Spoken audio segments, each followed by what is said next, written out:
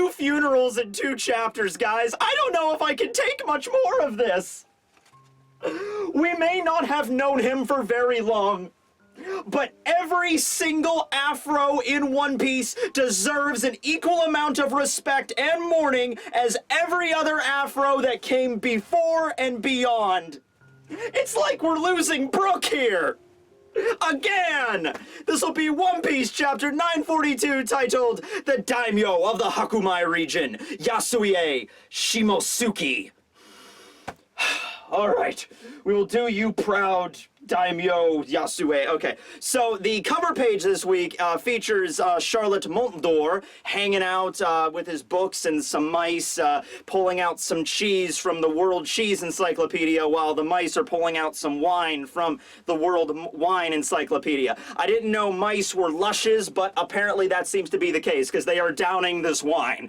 Alright, also, minor point, but brings up some questions. So, did Montdor, like, take various cheeses and store them in his book and he's just taking them out?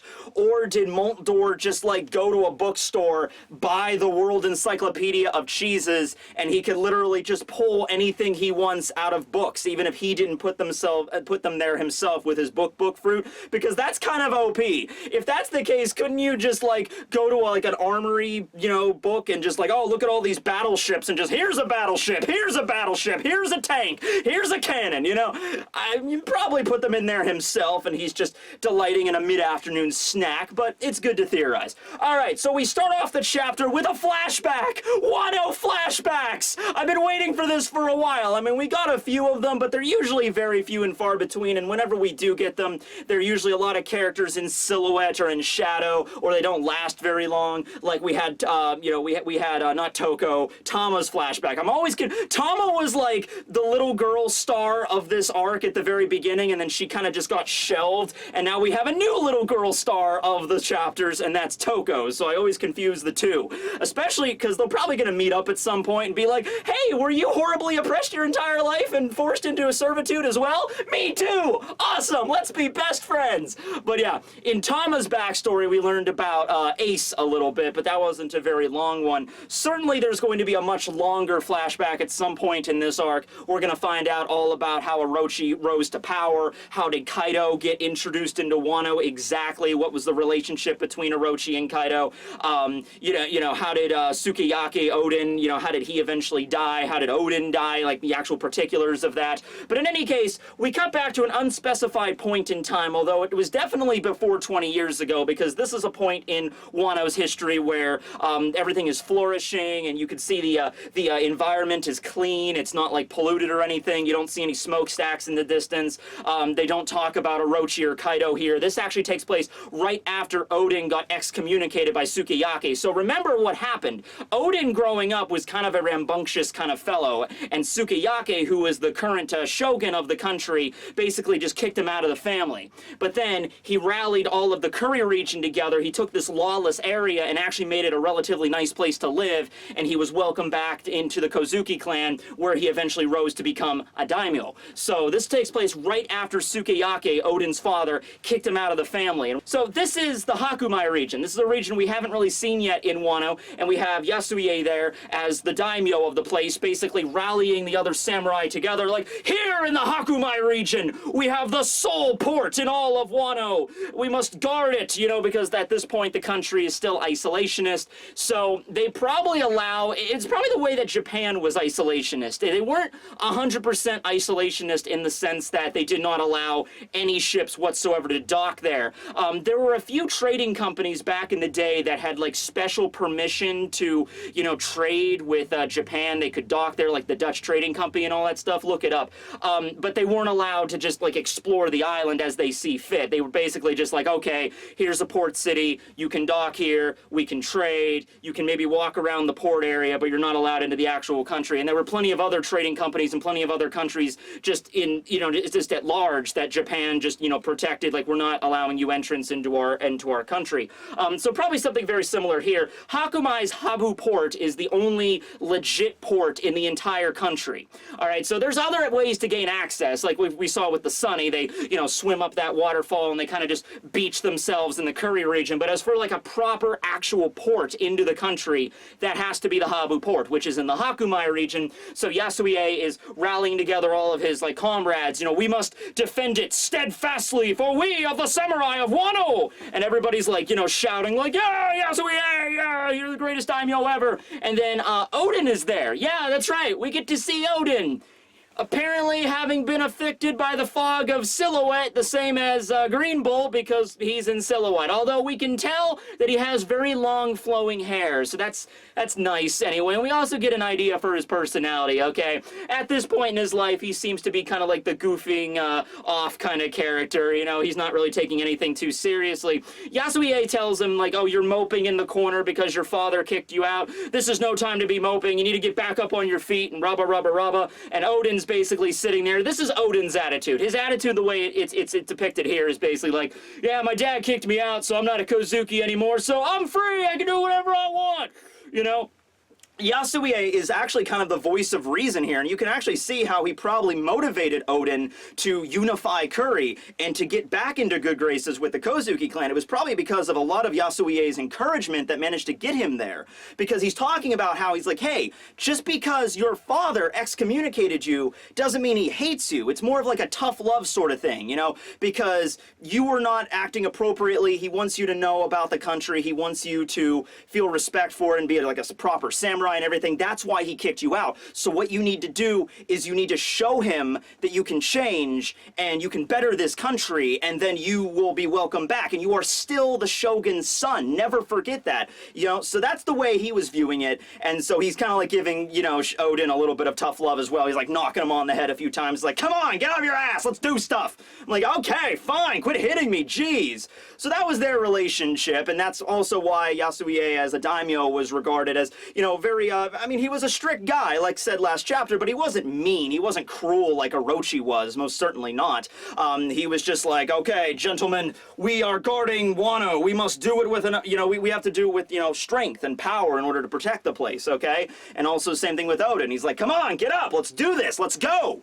And he's like, so that's the character he was. And we get to see him in the past, and he was lacking the cheerful, hi, you guys, how you doing, kind of gesture expression, but he still had his epic hedgehog fro. He has some very epic also eyebrows and just a little bit of scruff, and he still has little rosy cheeks, which I find is adorable. But he's like, yeah, so that's the man, Yasuo A. We'll probably get another flashback at some point, because it seems like Yasuo A's and Odin's backstories are closely knit together, so we'll probably get that at some point there. So now we come back to Ebisu Town, where we see Yasuo A strung up on a giant plus sign. Yeah, he's on a giant plus sign, and he's being, you know, observed. You know, the execution is about to take place, the sacrifice for Komurasaki's funeral, although nobody even really mentions Komurasaki in this chapter. You know, she gets mentioned like once, but that's not really much of anything important. Everyone's kind of paying attention to the giant afro former daimyo strung up in the middle of the prison gallery, okay? So, there's a, like a partition, there's like a blockade area, so the people can't like get right next to Yasuo A, so he's like way up there, and he's kind of like, he gets the whole view of Ebisu Town, and he can kind of view all the flower capital from up there. Don't know exactly why they went to the trouble of, you know, having him, I guess, that high up so everyone could see the sinner, so to speak, right? And they can see the execution for miles around. That was the point of it, right? While all this is going on, members of Ebisu Town are charging into the flower capital. They're just pushing the guards aside, and just one massive, like, flash mob. They're like, Mr. Yasu, we love you, don't leave us! You know, they talk about how he's witching our boy, although we find out he's not properly witching our boy. That was something that really made me upset. It turned out he did most of his Robin Hood deeds at 11:30 at night instead of midnight. What the... Come on, Yasu! Come on! I thought you were perfect! Okay, no, alright. But anyway, yeah. Ebisu Town, they're just raging into the freaking flower capital. The guards really can't stop them. They're smiling and grinning all the way. They would probably be... I could see the guards actually being a little bit put off by that. Like, they're rampaging through the town, and they're all like... like, like you got like 30 people all doing that, you'd be like, okay, yeah, we're just gonna back off now. So they're all heading there. Meanwhile, we cut over to Drake and Hawkins, who are kind of handling security for this whole detail. And there's like, oh yeah, people of Ebisu Town, they're attacking, you know, it's getting out of hand here. And Drake is like, well, everybody was gathered here for Komurasaki's funeral to begin with, but now it's turned into more of a riot because we got Ebisu Town, you know, and everyone else knows who Yasuo A is, and they're crying for him and everybody. We also cut back to Ringo. Most of this chapter, Toko, Zoro, Brook, and Hiyori, they're all still running toward the flower capital. They don't get there until the very, very end. Surprisingly, somehow, Zoro does not get lost. And I know what you might be saying. You might be thinking, well, of course he doesn't get lost. He's following people. That didn't stop Zoro from getting lost before. There's been plenty of times where he's just like, Zoro, just follow me. And he still somehow ends up on the other side of, like, the castle or the island or whatever. But he manages to somewhat stand in a straight line. I like to think that, like, maybe Hiyori is, like, riding on top of him. Not in that way. Well, maybe in that way. I don't know. But, yeah. But no, she's just, like, pointing in the right direction. Or maybe Brook, you know, Zoro's running and, like, chasing after Toko, and he just makes a right turn for no reason, and Brook's like, oh, you know, oh, yeah, come over here. Okay, this way. Oh, it's okay, Birdie. Let's just keep going. That would be pretty funny. But anyway, yeah. So we get to see, or we get to hear, I guess, Yasuie's last words. Okay, when he's on the giant plus sign. You know, oh, he died for our dividends, and he's up there. And he's like, okay, few things I want to lay out. First thing, I'm very happy I attained such fame that I did in Ebisu Town. I mean, he has a gathering, okay? And that's kind of what he wanted. He wanted a large gathering to make sure as many people saw this as humanly possible, all right? He's a smart dude. He knows he's done for. He has no hope of getting out of this alive, all right? He's already resigned his fate to become a martyr, all right? So he's like, all right, well, if I'm gonna go out, I want a large crowd here. I want as many people here. I want citizens of Wano. I want Orochi's men. I want Kaido's men. I want everybody here as, you know, as possible to hear what I'm about to say and, you know, to be affected by my speech in one way or another. Okay. So he starts off by just basically bad-mouthing Orochi. He goes on and says, oh, look at this country. Look at your land, everybody. This once beautiful virgin soil, this country, it was gorgeous. And now it's become just a freaking cesspool of pollution because of Kaido and Orochi. It's like, it's all because of him. It's all because of that backstabber Orochi. He's a pest. He's pathetic. That's all he was. That's all he is now. And that's all he'll ever be, is just a pest on Wano. Now, in normal circumstances, that's just a call to get right away. Like, if you mention that, if you're just hanging out at like a pub or something and you say that, or even insinuate that, you're done, you're dead. The freaking Onibal want to appear out of nowhere and just whoop, whoop, whoop, crack your neck and then be on with their day. But considering this is like already an execution, I guess they decide to stay the execution, mostly because they're waiting for Orochi to arrive. That's the reason they just don't cap him right now, is because Orochi is on his way in a palanquin. They're like, you know, to taking him there. It's like, take me to Ebisu Town! I must see Yasuo A! So they're heading there, and they want, I guess, Orochi to give the signal or the first shot or the first volley.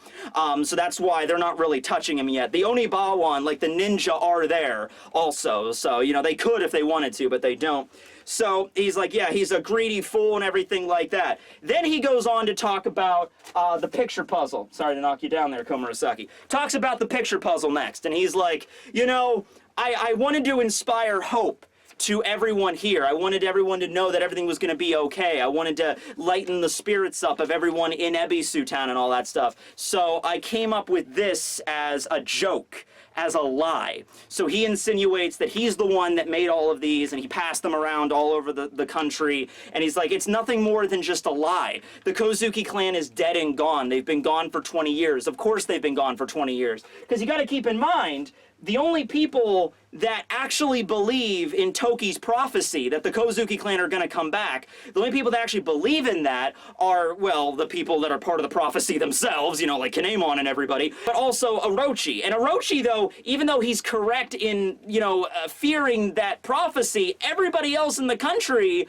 is sick of hearing it. They can't really say anything because he's the shogun, but it's like every time that they get together, the shogun only talks about that, or it always comes up at some point. Like every single public or private function the shogun has had for the past 20 years, he's brought up, he's like, yes, how is the Kozuki clan? Is everyone getting ready for the rebellion? And it's like, yes, sir, everything's good. The Kozuki clan is wiped out, sir. It's still, they were dead 2 years ago, sir. They're still dead now. He's like, okay, just keep track of that. I want daily reports. And so everyone's just kind of sick of hearing it. But it turned out to be true, right? So here's the thing. Yasuo A is going to try to play that to his advantage. So he's like, yeah, all this was just fake. And everyone in the entire crowd is like, yeah, makes sense. Like all of the guards and like Orochi's men even that are guarding the prison gallery are just kind of like, yeah, of course it makes sense. Of course it was a lie. Everybody knows the Kozuki clan were wiped out 20 years ago. Of course they were. Even if they weren't entirely wiped out 20 years ago, Orochi's been in power for 20 years. I mean, like any hope of rebellion has surely been crushed by now, you know, right? And so he says that it was because of Orochi's paranoia and his cowardice. Look at what he did. He took every single person. He went crazy with power. He's been storming through the flower capital, knocking people down. Every single person that happens to have a crescent moon tattoo is now locked up in this prison behind me. And he mentions, like, that tattoo, that was nothing more than just a passing trend.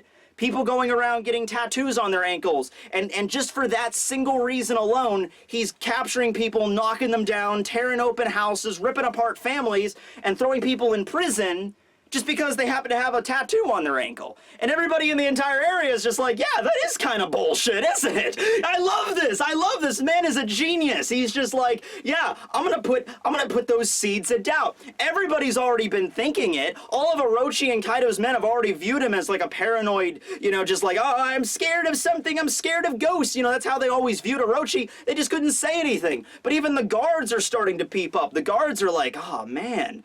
Like, look how, one of the guards turns to the other guard and he's just like, look how many people we arrested. There's like dozens of people in here that are innocent. Just because Orochi told us to arrest them because they had a tattoo on their ankle? This is kind of stupid, you know what I mean? They're like, this is pretty bullshit, you know? So he's already planting the seeds of doubt in there. By the way, we also cut out and we see that a lot of people are attending this execution. There's, you know, Rashi and there's Kinemon there. We get to see Shutenmaru and his mountain bandit gang. They're hanging out kind of in the back. You know, they're there. Well, they're actually watching it on one of those telesnails. You know, the giant pond snail thing. So they're not like directly in front of the platform, but they're watching it on a snail. So they're observing the execution though. So, yeah, and he now mentions what happened to the other daimyo. Okay, he mentions that whenever Orochi rose to power in Wano, he took out Odin, of course, who was the daimyo of Kuri, but that still leaves 4 other daimyo of the Hakumai region, the Oden region, the Ringo region, and, oh man, what was that last region? Hold on, I have a map. It's Kibi. It's the Kibi region. I don't think we've really been in the Kibi region all too much. I think we were there once, but yeah, the Kibi region. All right, and you know, just ignore Onigashima down here. It's a muffin. It doesn't matter right now. But anyway, yeah. So he's like, what about these 4 other daimyos, right? So what Orochi did when he rose to power is he approached all those daimyo, and he's basically like, bend the knee. Essentially, like, you know, you can either fight against me. He's like, oh, I'm sorry. You can, other daimyo, you can either fight against me, or you can join me for the glorious prosperity that is Wano under me, Shogun Orochi. And, you know, I like to find this kind of funny, because I imagine Orochi at that point, you know, he wiped out Odin, he took the flower capital and everything, and he was probably thinking, he's like, I'm hot shit in a champagne glass right now. Like, yeah, I did it! And he's like, all right. Other daimyo, you can join me or fight against me. And he probably thought, oh, they know the score. They know I win. I have freaking Kaido backing me. They're gonna relent. They're gonna bend the knee. None of them did. Not a single one. Well, here's what happened. None of them pledged loyalty to Orochi. They're like, okay, sir, I pledge loyalty. No. They rose up with their own individual armies, even though they kind of knew it was a losing battle, because they already wiped out Odin. They have Kaido, who's this giant monster that can legitimately turn into a flippin' dragon, who might as well be a god to the people of Wano. And they, knowing that, they still fought against him.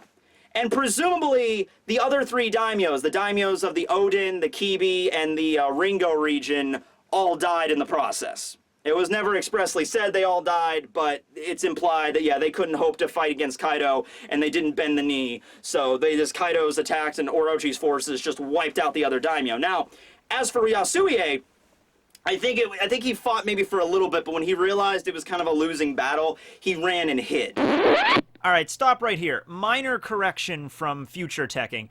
I don't want to imply that Yasuo was a coward, like he fought and then he realized he couldn't win and he ran and hid. It stated that he hid not of his own free will. So either, I would assume maybe his followers, like the samurai that worked under him, knew they couldn't defeat Kaido and they were like, okay, our daimyo has to live through this. So they probably did something similar to with like Raizo, where they grabbed Yasuo, tied him up, made sure he couldn't fight, hid him somewhere safe, so he could survive this brutal like devastation of the other daimyo. Because they figured, imagine this, Odin is dead. The other four daimyo, including Yasuo, rise up to fight against Kaido and Orochi. Let's say the other three daimyo die, and it's only Yasuo is left. The samurai and the loyal retainers of Yasuo are probably like, we can't let our daimyo die too, because if he dies now, then all of Wano's history basically dies with him. So they probably like forced him to, you know, stay out of the fight.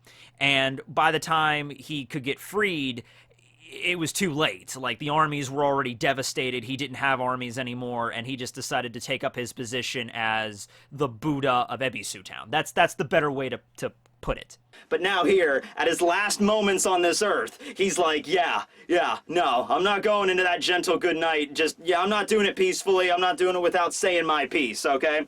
So Orochi is still heading there. He's on the way. And he arrives there, and he pulls out a rifle, and he points it up. By the way, rifles are actually standard, or like not like muzzle loaders kind of thing. You have to light them and everything in order to use them, and the powder. Samurai started using those, I think, in like the 17th century. Going into the 18th century, that's kind of when they started using those. So they are typical, actually, samurai weapons, like the rifles and stuff. So he has one of those, and he arrives there, and he just kind of points it up at freaking Yasuo, and he's like, any last words? I'm like, well, dude, he's already gotten his last words out. You think at that point, Orochi would just walk out and be like, and quit listening to him, everybody! Boom! Like he actually says, boom! And then everybody, continues with the execution. But no. He actually says, any last words, and, at that point, freaking, Yasuo just kind of laughs, and he's just like, okay, alright. Any last words? Well, I have a couplet. I wrote a poem for you if you want to hear it. Here's how it goes. A man of small measure will never be more than the Odin he cannot stomach.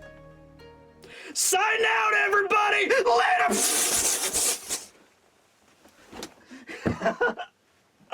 Oh man, that's how you go out. God, that's okay, yeah. He freaking out. Now, that's like the last thing he says. He goes into like an internal monologue, and his last thoughts, of course, are, I'm sorry, Otoko. I'm sorry I'm leaving you fatherless now.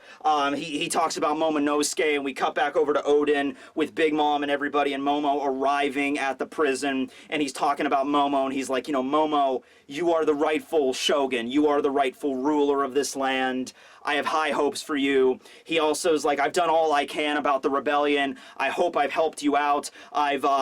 First off, I've made Orochi's own men think twice about listening to him, because now imagine what happens if Orochi now doubles down on this. What if Orochi, after taking out Yasuo, is like, okay, everybody, now listen to me. You don't listen to a single thing he says. The Kozuki clan is still here in this island, and they are trying to dethrone me. So every single one of them that has that tattoo, you eliminate them post-haste. what do you think the guards are gonna do? Now, the Onibawan are kind of a different story. The Onibawan are kind of these elite group of ninjas that kind of do anything that the Shogun says. But what about the standard guards just in the city? You know, what about Kaido's men? Are they gonna sit there and be like, yes, sir, absolutely, your will on to be done? Or are they gonna be hesitant, like, well, we just kind of... Yeah, so that's the thing he also did. But he also says, I changed the rendezvous point for the rebellion plan. He's like, I talked about this being a lie, a prank, but he also hinted at where the new rendezvous should be. And I went back and I was thinking, like, all right, is this going to be in code? The only thing I can gather is he mentioned Ebisu Town quite a bit during his last speech. So I can only assume that he's inferring that Ebisu is to be the next rendezvous point. Also, at one point during his speech, we cut into the jail cell where all those samurai are being kept, and we see them in there, and they are all looking at a piece of paper together. Now, I don't know if this is to be the, you know, the flyer that they handed out, which I don't think it is. I think it might be another slip of paper. I don't know if it's a slip of paper maybe Yasuo, you know, tossed into the cell before he was captured or whatever, but all the samurai are kind of looking at the paper and they're just kind of like, yeah, that's what he means. This is the new plan. So they're aware, at least the samurai that are locked up in the jail cell, they're aware that it wasn't a prank. They know the rebellion is still a thing that's still going to happen. It's just the rendezvous location has changed. All right, purportedly to Ebisu Town. So that's where we're going to be heading to next, of course. As for the guards, I don't know what they're going to do. If they're just going to... Because Orochi's right there. The guards can't just be like, all right, well, it was all a prank. Just open up the prison gallery. All right, everybody out. They can't do that when the Onibawan and the Shogun are standing right the frick there. You know what I mean? So... I don't know if they'll wait until they leave, like maybe Orochi will throw a fit or something, like, don't let them out into prison! Ah! I need sake! And he walks away, and then after the Onibawan and after, you know, Shogun Orochi leaves and throws a temper tantrum, maybe the guards will be like, okay, guys, come on, this is bullshit. Go back to your families. This is ridiculous, you know, like maybe, who knows? Like this has been a busy day. All right, just get out of here. We don't have time to feed all of you anyway. You know, it's just like less work for us. So I don't know if the guards are gonna do that, but the guards were definitely like murmuring between each other, like this is kind of ridiculous.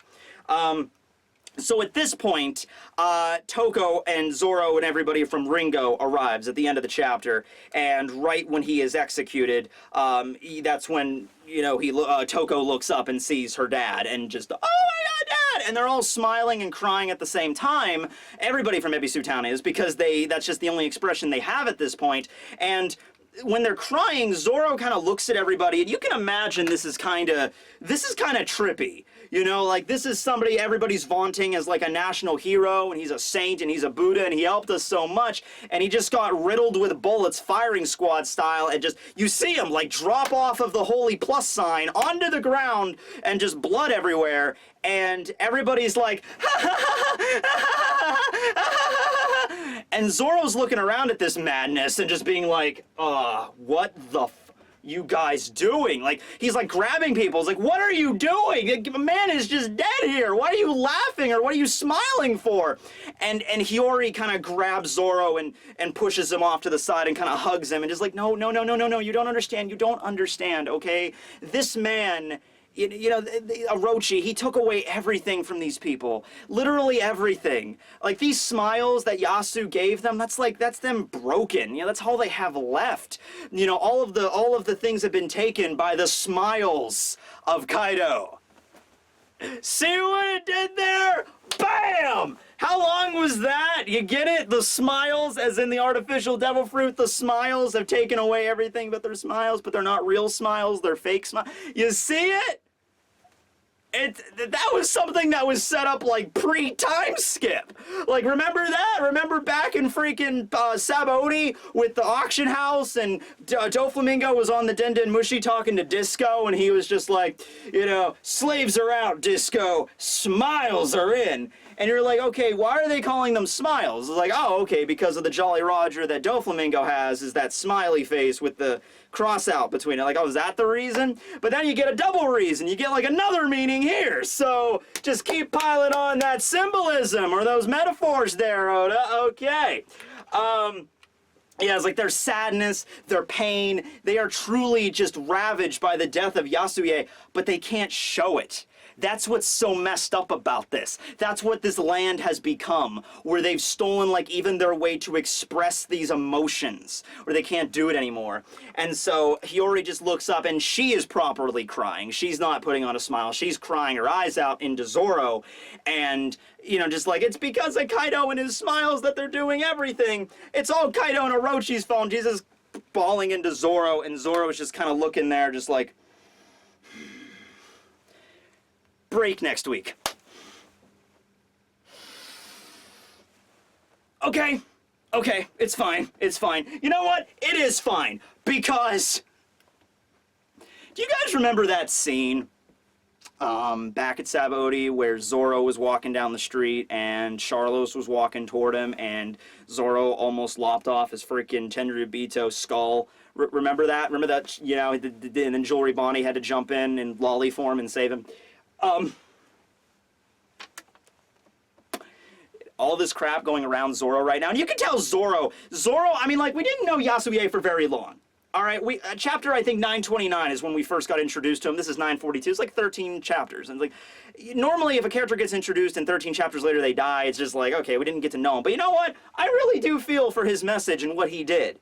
Okay, he was a likable character. I liked him when he was around. He was kind of like the one, like, because one, it was a rather depressing kind of place. And then Yasuo A shows up and he's like, hey, everybody, how you doing? Let's dance. Oh, how you been? Oh, man, you're a great guy, you green-haired samurai Ronin dude. Yeah, he was a nice guy. He perked you up. And now he's gone. So, you know, I liked him. And Zoro also kind of liked him. He might have been a tad annoying, but the thing is with Zoro, he was just kind of taking this all in. Like, remember when he was at Ebisu Town and Yasuo was explaining everything to him, and he's like, come on, green-haired Ronin, you gotta smile too. And Zoro was kind of just, like, absorbing it, like, the culture and the state that this country is in right now. And now here, you see the ultimate example of that, where their national hero has been gunned down, and they don't even have the capacity to properly cry for him without smiling. And so this really speaks to Zoro. And then you have Hiyori bawling her eyes out, you know, in his chest, like, please, Kaido. I'm just saying, Orochi's right there. Zoro is right there. You know, it's just like, you know what? He doesn't even say a word, because this isn't the time for words, okay? This is the time when Zoro just, like, pushes Hiyori aside, and she's like, and then just, boom, slices the entire town in half. I mean, like, just takes aim. Now, I could maybe see it where he, like, takes in, because Orochi's there holding the rifle. I could see him just, like, looking right at him and just being like, I can end this whole thing right now. Just, like, one sword style, just whoosh! And then just a tire wave, and it slices through the freaking boundary, the fence, and then it's heading right toward Orochi. And then maybe at the last minute, Orochi's like, what is that? And then the Onibawans show up and, like, protect him with some cool posing or whatever. They block the shot, but in the process, this massive slash just slices the prison gallery just in two, and all the prisoners get out like, yeah, jailbreak, let's get out of here, and everyone's freaking out. And then it continues on and slices the town even more, and everyone's just in a panic and screaming for Yasuo, and then Zoro in the process is like, oh, we gotta get out of here. You know, Brooke's like, we gotta get out of here. Everybody picks up Toko and Hiyori. It's like, let's go. And so that would be a cool thing to see, you know, that would just be a cool thing to see, because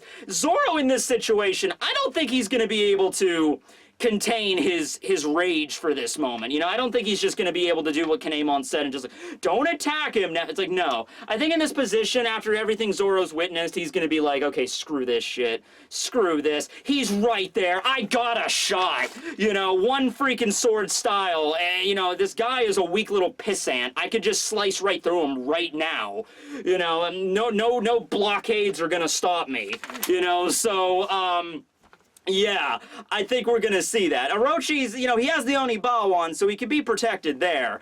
But I still think he's gonna just slice up that whole prison gallery, and everyone's gonna be rioted, and then everyone's gonna join up at Ebisu, and they're gonna figure out their next plan of the rebellion. Okay, so cause as much upheaval in the capital as you can. Just like start slashing the place up, and then get out of Dodge, and then while everybody's trying to piece that back together, then you can form your rebellion plan. So I think that's the smart way to go about it, honestly. I mean, maybe not the smartest way, but that's the way probably Zoro's gonna go here. I don't see Zoro just being like, all right, Hiyori, let's go. You know, I don't think that's gonna be the case. Do you? I don't see that. I don't see that for a country mile. But anyway, Yasuo, you were a good man. You were a good man. You were a friend devoted. You were a saint. Maybe not the best father in the world because you sold your daughter over to a red light district. I mean, in the hindsight, I mean, it helped get money for Ebisu Town and everything, but still, it's a messed up city, it's a messed up land, you gotta do messed up things, I guess, but still. And despite all of that, though, despite everything, his shining achievement is that afro. Look at that, guys. Look at that, ladies and gentlemen. We need to have an afro off at some point. Afro Luffy versus Gaimon versus Brook versus Yasu. No holds bar. All afro all night. Alright, well anyway. Rebellion is going to have a new rendezvous location. We see Momo and Big Mom and Chopper and everybody arriving at the prison. We're probably going to get, I keep saying we're probably going to get a prison break next chapter. Probably going to get a prison break next chapter. Next chapter, I'm feeling it. There's a break so that Oda has a lot more time to build stuff up. So 2 weeks we cut back here. I want to see Zoro slice that prison in half. And I want to see Big Mom brawling with all the freaking headliners and Queen at Oden. And then we get a mass breakout and then we can end Act 2 right there, and then maybe no break after that. We can pick up directly with Act 3, or maybe like a buffer chapter, then Act 3. I think that would be a good place to end it, because with this impact we have right now with Yasuo's death, I don't want that to just be abated. I don't want it to be like, okay, we have Yasuo's death, and then like 6 chapters go by, and then we get the end of Act 2. No, I think one more chapter, I think the next chapter ending off Act 2 would be a beautiful way to do it. Just to kind of like, you know, see the initial ramifications, the initial domino effect from Yasuo's death and see what everybody does, and just murmurings all over the country like it's time to fight back. Yeah, Orochi is a coward. Let's do this. Let's get rid of him. You know, like that's the time that this could happen. Next chapter, prison breaks, and then Act 2 ends. You know, Komurasaki strums her shamisen, and then we can move onward. Okay, I think that's a good place to do it. All right. Well, thanks for watching, everybody. Guess I'll see you back here in 2 weeks for the next one. It's always fun. But I think the next chapter is going to be pretty big. I think it's going to be a big one. So I think I can wait that long. All right, everybody. Have a good one. Tekking signing out. Yasu.